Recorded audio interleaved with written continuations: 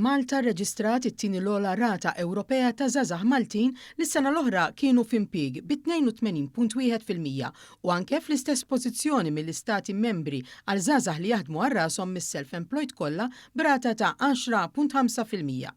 Fiż-żewġ każi r-rati ta' pajjiżna huma ferm ogħla mill-medji Ewropej. Matul is-sena l-oħra r-rata medja tal-impjiegi fost iż-żgħażagħ ta' bejn l-20 u 29 sena fl-Unjoni Ewropea kienet ta' 65.6% jew 16% anqas minn Malta, fejn jaqbżuna biss l-Olandiżi.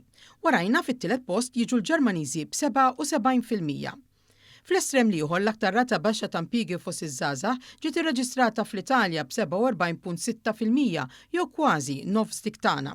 Il-figuri għal pajjiżna huma wkoll inkoraġġanti fejn jidħlu żgħażagħ self-employed, waqt li fl-2025 l-Unjoni Ewropea kellha 7.9% mis-self-employed li għandhom bejn l-20 u 29 sena, Malta rreġistrat it-tieni l-ogħla rata f'dan ir-rigward u jaqbżuna biss is-Slovakki b'12.2%.